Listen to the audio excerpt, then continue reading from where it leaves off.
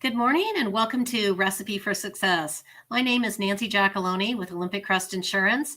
And if you've been following me for any time at all, you know that Recipe for Success combines my love of cooking with my love of business, marketing. I just have a curious nature, so I like to know about a lot of different things. And one thing that I have learned over the years is that there's always one ingredient or technique that is really critical to the success, whether it be bread, a marketing campaign, or a new business venture.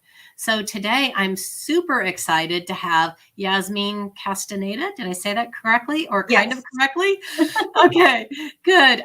With Origin Mexico. I'm not the best with accents. So if I butcher it, I apologize to everyone, and I will let Yazmin provide correct pronunciations for me. So Yazmin, I'd love for you to introduce yourself and tell us a little bit about your business as well.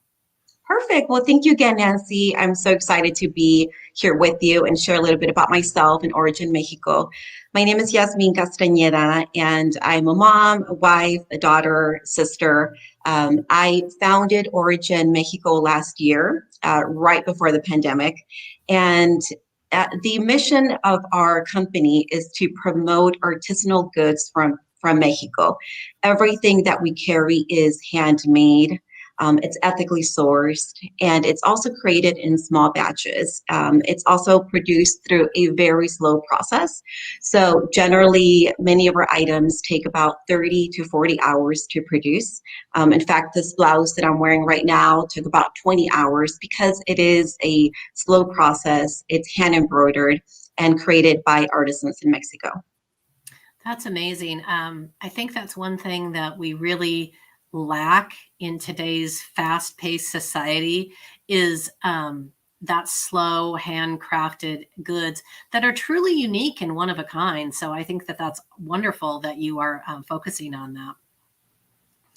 Okay, so a couple of months ago, I made the conscious decision to shift the focus of this podcast to really looking at women doing great things in whatever industry that they're in. And I believe it was your husband actually that saw my request for recommendations and referrals. And he said, you have got to talk to my wife. So that's how we came into contact. But I'm really impressed with what you're doing. I'm impressed that you have taken your passion and your love of artistry not only to make it available to the general public, but to help other women as well. So I'd love to hear a little bit more about your background and where you grew up. Absolutely. And I must begin by saying that my husband has been my number one supporter in all this. He's the one that motivates me to just go for it. So I'm so glad that he connected us. So I grew up in Tijuana, Mexico, which is south of San Diego. I'm a first generation Mexican American. And when I was very young, my mom decided to move from California to Tijuana. So I essentially grew up living on both sides of the border, which was a great and very unique experience for me. I think that that really shaped my admiration for my culture. It really allowed me to seek it and to love it and to just embrace it. It also allowed me to benefit from the opportunities that I had in San Diego. So what I did is I would travel every day from Tijuana to San Diego, either to study or to work. And I did that for a number of years. And for anyone that's listening to this in San Diego that maybe did that, it's a very unique experience. You immerse yourself in a different culture and you return to your roots essentially at the end of the day.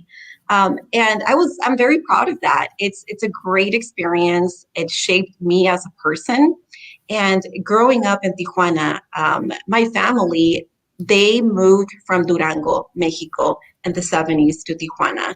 And that's how this journey started. I like to link my path to their path because how this all started is through my grandparents and their struggles and how they persevered through many of life's challenges.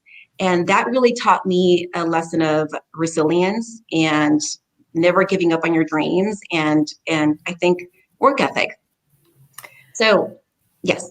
No, I was just going to comment. That was actually going to be my question when you actually when you said work ethic, because at least from an outsider standpoint, it feels to me like the work ethic is so much stronger because you have to work so much harder for everything.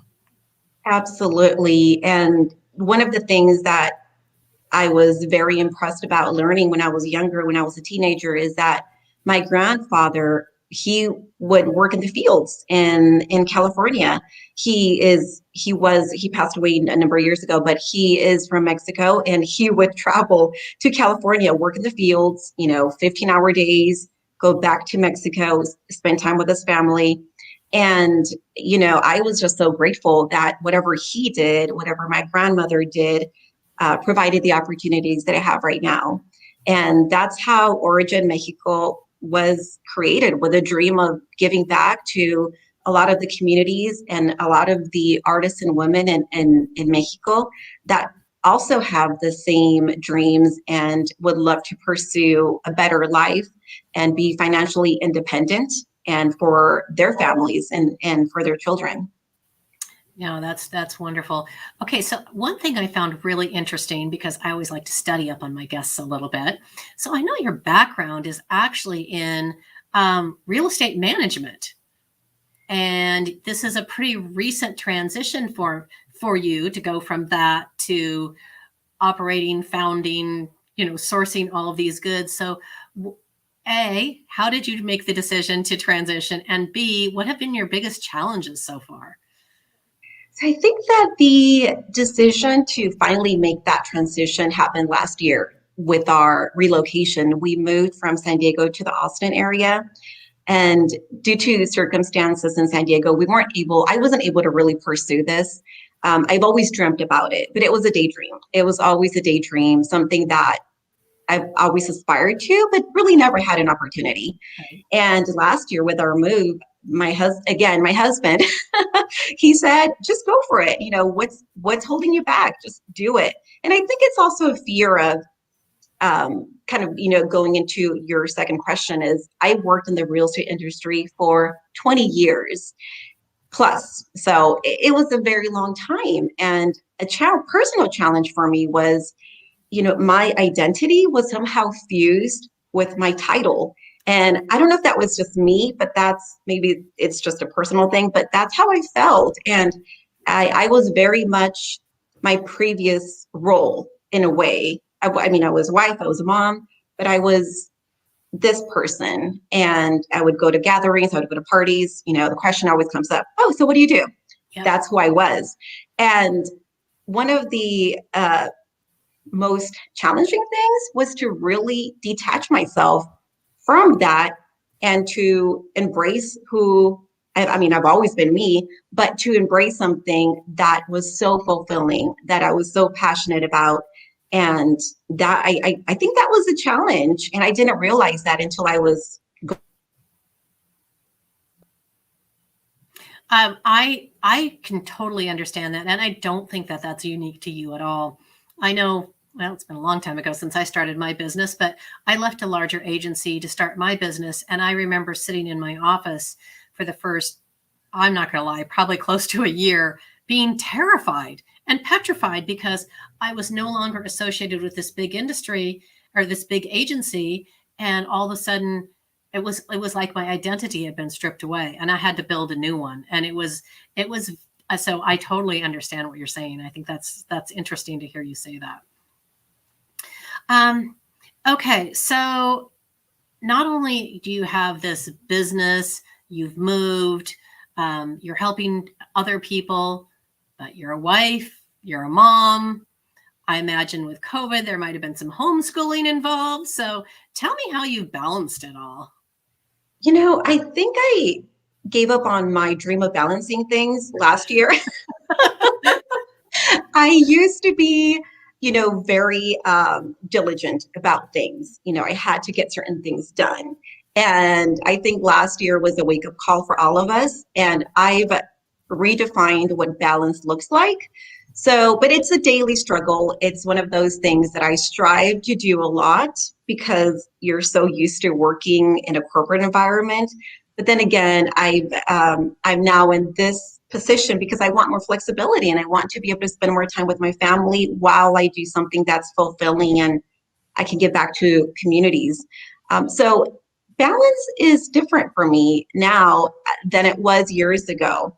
I think balance for me now means being present, being there for my family, listening to them, enjoying those trivial moments in life where, those go by so quickly. And just taking my daughters to the park or enjoying a glass of wine with my husband or going for walks as a family or just reading, things of that nature. So I really strive to do that now. But balance is, it's a challenge for sure. So I know, I always think about it that people have always talked for years about work-life balance. Oh, everything Mhm. has to be in balance. I think that we're starting to look at that a little bit differently. And at least for me, I have to look at it more from a work-life integration standpoint. Like, how do they integrate together to make sense? Because one's going to always take precedence at any given moment, but it's figuring out how to continue to integrate them in a way that makes the most sense for you or for me personally. Absolutely. Absolutely. So, I mean, I know that your husband obviously supports this dream. How do your kids feel about it? They love it. They do. I also carry a collection of girls' dresses, and I have all girls. So when they see new arrivals, they often want to keep everything. So that's a little bit of a challenge. Um, but they really do enjoy it. And when I do talk to the artisan families and my artisan partners, we usually do it via a video call. They often want to know, like, oh, well, do they have any daughters, or do they have kids? So they're very curious about, are these people that are creating these beautiful things? And they'll ask me questions. My two youngest are here in San Diego. One is 4 and one's 7. So the 7-year-old she's very inquisitive. She loves to learn. So she's the one that asks a lot of questions. And but they love it, and they love that mom is able to spend more time with them. Well, not only that, but you're setting a fantastic example for them, and I think that that's a wonderful thing. Okay, so now we've talked about your present family, and we touched briefly on your grandparents, but I want to go back to your grandmother for a minute because, again, from my little bit of digging into your bio, it seemed that she really had a big impact, not only from a work ethic standpoint, but from your love of the artistry and the craftsmanship. Can you tell me a little bit more about that? Absolutely. So my grandparents, they lived in Durango. And through my grandmother, she really communicated the love of Mexico through food, through clothing, through music, through, sounds, through everything. And I grew up with her. So I was young, and my brothers and we spent a lot of time with them.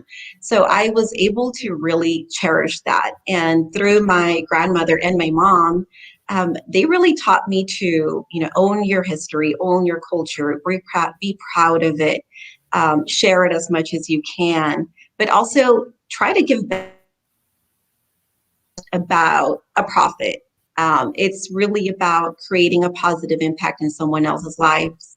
And my grandmother is very instrumental in that because, through her, I had the love of travel. We were able to travel as children and visit several regions in Mexico and learn about different cultures and learn about different dialects and how maybe one textile design varies from another and who creates them. So she was the one that introduced this love of anything, all things Mexico to me. And then my mom continued that as well. And just I love having those memories, especially during Christmas, of just certain traditions that we have. And I've always had that love and that aspiration to create something out of it. It just the opportunity didn't really present itself until recently. I love that. So I'm I know that you're bringing the goods to the United States or wherever, and distributing them and allowing these wonderful artists and craftsmanship to be sold. But I'd like to know about the women you're helping. Tell me about why it's so important to you to give back to them, to help them, and what is it creating in their lives? So right now, I'm very fortunate to work with 3 artisan families, and I've met the women years ago, and we've reconnected.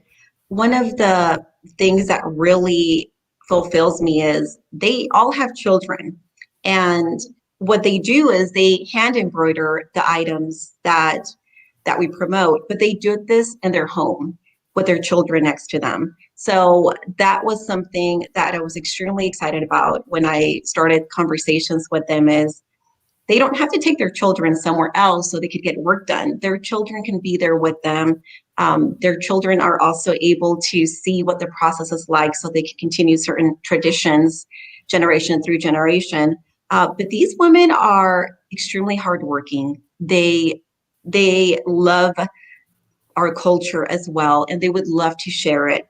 I think one of the goals that we all share is more of a empowerment for themselves and for their children, and really creating more economic opportunities, but also educational opportunities for their children.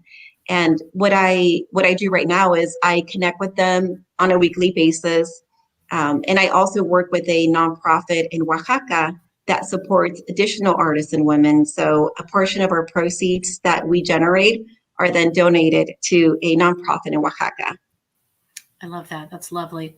So we've talked about your past. We've talked about the people you're helping. What does the future look like for you? What does the future look like for Origin Mexico? Wow. So that's a great question. I've thought about that a lot lately, and it keeps evolving. And I think one thing that I always go back to is how can I make a bigger impact? How can I help more women? It's sort of constant battle how to go about it. I would love to expand the current group of artisan women that I work with. I just work with 3 at the moment because we do interview them. I have a pretty set criteria in terms of how things are produced. So I would love to expand that group, but I would also like to involve myself in more nonprofits in Mexico or here in the States that give back to communities or give back to women that lack any type of resource. I would love to do that.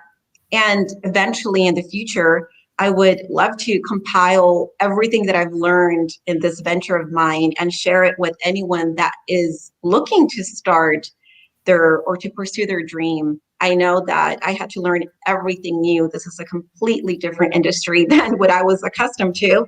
So I had to listen to podcasts and read books and Google everything.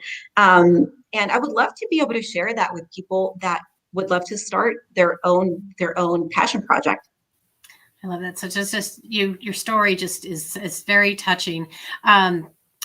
So before we move on to the closing part where I ask my 5 questions, I really want to know how can people find the goods from. I'm going to try Origin Mexico. I'll say that a little better this time. And also, I'd love to know more about what nonprofits you support. If there's people that are watching either now or in the future that would like to find out more and support them as well, I'd love to have that, just be able to share that information. So, can you tell us those 2 things where we can find that information? Absolutely. So the nonprofit that we support is called Fundación Envía, and I have a link to their site on my website. Okay. And they support artists and women through microfinance and responsible tourism. The women that they support are in Oaxaca, but I'm currently looking to collaborate with other nonprofits in other regions. So you can find me at originmexico.com, and I'm also on social media. Wonderful, wonderful. Okay, so we made it to the fun part of the show. So where I always ask my 5 burning questions. So I'm really interested to hear the answer to the first one from you because I think it might be something I wouldn't expect. So my question is, what is your absolute favorite food in the world, and can you cook it? Wow, this was a tough one. I love to eat, so this is a tough one. Chiles en nogada is Okay. my favorite food. And this is a typical dish from Guadalajara. It's amazing. It's delicious. If you haven't seen it, you should look it up. It's called Chiles en Nogada. And it's a very laborious process. It probably takes about 35 ingredients to I make. love Yes, and you probably have to start a day before. You plan on serving this. I've never made it, but it's a goal of mine to be able to make this dish for my family one day. Okay, so Joel, who is also of Mexican heritage, knows what that is, but I still Yes. don't. I don't know what it is. So, can you explain it to me a little bit? So it's poblano peppers, and they're stuffed. So typically it is ground beef or ground pork. And there is this amazing sauce. So it's a like a walnut sauce. Oh, that And sounds good. it's sort of like a savory dish. It's spicy as well, but it's sweet. I don't know. It has all these flavors, and the combination of flavors is delicious. I am going to look for that one the next time I'm someplace, or I'm going to look up how to make it. The longer and more ingredients that a recipe has, the more I'm intrigued by it. So Yes. that is so cool. Okay, so what is the one character trait you admire most in other people, and why? I would have to say kindness. Kindness is by far a trait that I admire in a lot of people, and um, I've received kindness, growing up, and in my and and in my career, and even in this process. And I really do admire that because it's an option. You could be kind, or you could decide not to be kind.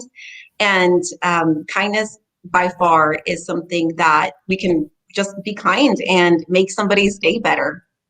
I agree. Okay, so then let's flip the mirror on you. So what's the character trait in yourself that you're most proud of, and why? I would have to say I'm a very curious person. Um, if I don't quite understand something, or if I don't understand a process or know much about a topic, if it's something that intrigues me, I will research that like 24/7 nonstop. So as I did with this business, I'm curious about a lot of topics, and I like to think that I have a pretty open perspective on things. So I'm curious to know of other people's backgrounds and their stories. And yeah, just I'm a pretty curious person. I love it. Okay, so we already know you like to travel. You come from a family that like to travel. So where's the one place in the world that you would most like to go that you have not been yet? So I would definitely have to take it back to Mexico. There are places in Chiapas and Oaxaca that I would love to visit. And these are the remote villages that not everyone likes to visit, that are a little difficult to reach. And they are not typically on, like a top 10 destination list. They're not on the tourist map. No, I would love to do that. I would love to go trekking to maybe like remote villages, and really immerse myself and stay there for a couple of days, and again learn more about people's background of their lives, and just because I would love to know more about their history. So I either Awesome. You froze up there for a minute, so I'm not sure, but anyway. Okay, so what's either your secret talent or the one thing people would be surprised to learn about you? Okay, I wish I was more talented because I had a hard time with this one. Um, so one thing that I think people are often surprised when I share this with them is that I love to go tent camping. And they're like, "Oh, you actually camp like in a tent?" Yes, I love that. And I really, really love it. And it's been a while since we've had an opportunity to do that as a family. but that is something that I love and I miss doing. We're in Texas now, so we'll have to really look at locations that are close to us.